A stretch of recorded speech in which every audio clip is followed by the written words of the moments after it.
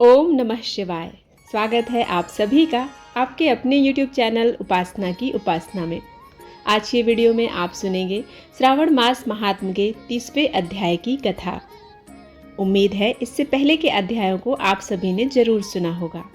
आइए अब रसपान करते हैं श्रावण मास महात्म्य के 30वें अध्याय की कथा का। भगवान शिव इस अध्याय में श्रावण मास के महात्म्य के पाठ और श्रवण का फल बता रहे हैं। भगवान शिव कहते हैं, हे सनत कुमार, मैंने आपसे श्रावण मास का कुछ महात्म्य कहा है। इसके संपूर्ण महात्म्य का वर्णन सैकड़ों वर्षों में भी नहीं किया जा सकता है। मेरी इस कल्याणी प्रिया सती ने दक्ष के यज्ञ में अपना शरीर दग्ध करके पुनः हिमालय की पुत्री के रूप में जन्म लिया। श्रावण मास में व्रत करने के कारण यह मुझे पुनः प्राप्त हुई, इसलिए श्रावण मास प्रियकर है। यह मास ना अधिक शीतल होता है और ना ही अधिक उष्ण होता है। राजा को चाहिए कि श्रावण मास में स्रोताग्नि से निर्मित श्वेत भस्म से अपने संपूर्ण शरीर को उद्धूलित करके जल से आर्द्र भस्म के द्वारा मस्तक, वक्षस्थल, नाभि, दोनों बाहु, दोनों कोहनी, दोनों कलाई, कंठ, सर और पीठ इन 12 स्थानों में त्रिपुंड धारण करें। मेरे प्रिय मंत्र ओम नमः शिवाय से भस्म के द्वारा शरीर को सुशोभित करें और शरीर में 108 रुद्राक्ष धारण करें। कंठ में 32 रुद्राक्ष, सर पर 22 और दोनों कानों में 12, दोनों हाथों में 24, दोनों भुजाओं में 8-8, ललाट पर 1 और शिखा के अग्रभाग में 1 रुद्राक्ष धारण करें। इस प्रकार से करके मेरा पूजन कर पंचाक्षर मंत्र का जप करें। हे विपेंद्र, श्रावण मास में जो ऐसा करता है वह मेरा ही स्वरूप है, इसमें संदेह नहीं है। इस मास को मेरा अत्यंत प्रिय जानकर केशव की तथा मेरी पूजा करनी चाहिए। इस मास में मेरी अत्यंत प्रिय तिथि कृष्णाष्टमी है। उस दिन भगवान श्रीहरि देवकी के गर्भ से उत्पन्न हुए थे।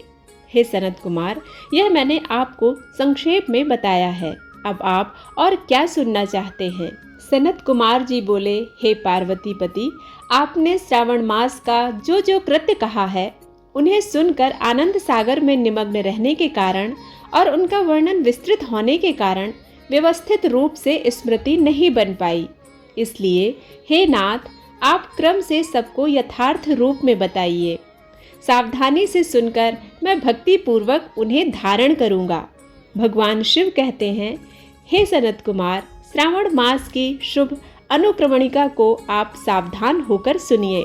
सर्वप्रथम शौनक का प्रश्न, तत्पश्चात सूत जी का उत्तर, श्रोता के गुण, आपके प्रश्न, श्रावण की व्युत्पत्ति, उसकी स्तुति, पुनः हे मुने आपका विस्तृत प्रश्न, इसके बाद नामक थन सहित आपके द्वारा की गई मेरी स्तुति, फिर क्रम से उद्देश्य पूर्वक मेरा उत्तर, पुनः आपका विशेष प्रश्न, उसके बाद नक्त व्रत की विधि, रुद्राभिषेक कथन, इसके बाद लक्ष्य पूजा विधि, दीपदान, फिर किसी प्रिय वस्तु का परित्याग, पुनः रुद्राभिषेक करने तथा पंचामृत ग्रहण करने से प्राप्त होने वाला फल, इसके बाद पृथ्वी पर शयन करने वाला तथा मौन व्रत धारण करने का फल, तत्पश्चात मासोपवास में धारण पारण की विधि, इसके बाद सोमाख्यान में लक्ष्य रुद्रवती विधि, पुनः कोटिलिंग विधान, इसके बाद अनोदन नामक व्रत कहा गया है।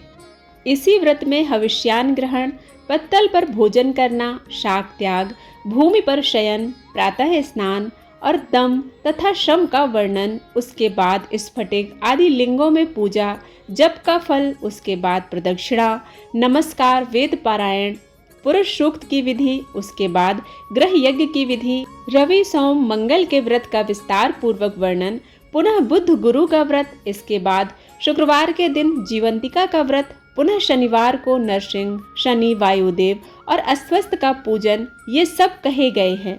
उसके बाद रोटक व्रत का महात्म, औदुंबर व्रत, स्वर्ण गौरी व्रत, दूर्वा गणपति व्रत, पंचमी तिथि में नाग व्रत, षष्ठी तिथि में सुपोदन व्रत, इसके बाद शीतला सप्तमी नामक व्रत, देवी का पवित्रारोपण, उसके बाद दुर्गा कुमारी की पूजा, आशा व्रत, उसके बाद दोनों एकादशियों का व्रत, पुनः श्री हरि का पवित्रारोपण, पुनः त्रयोदशी तिथि को कामदेव की पूजा, उसके बाद शिव जी का पवित्रक धारण, पुनः उपाकर्म, उत्सर्जन तथा श्रवणाकर्म, इसका वर्णन किया गया है। इसके बाद सर्वबलि हयग्रीव जन्मोत्सव, सभादीप, रक्षाबंधन, संकट नाशन व्रत, कृष्ण जन्माष्टमी व्रत तथा उसकी कथा, पिठौर नामक व्रत, पोला नामक वृष व्रत, कुशग्रहण, नदियों का रजोधर्म, सिंह संक्रमण से गौ प्रसव होने पर उसकी शांति, कर्क सिंह संक्रमण काल में तथा श्रावण मास में स्नान दान महात्म, महात्म श्रवण, उसके बाद वाचक पूजा, उसके बाद अगस्त अर्घ विधि, फिर कर्मों तथा व्रतों के काल का निर्णय बताया गया है। जो श्रावण मास महात्म का पाठ करता है अथवा इसका श्रवण करता है वह इस मास में किए गए व्रतों का फल प्राप्त करता है। हे सनत कुमार, इस शुभ अनुक्रम को अपने हृदय में धारण कीजिए। जो इस अध्याय को तथा श्रावण मास के महात्म को सुनता है वह उस फल को प्राप्त करता है जो फल सभी व्रतों का होता है। हे सनत कुमार, अधिक कहने से क्या लाभ है? श्रावण मास में जो विधान किया गया है उनमें से किसी एक व्रत का भी करने वाला मुझे प्रिय है।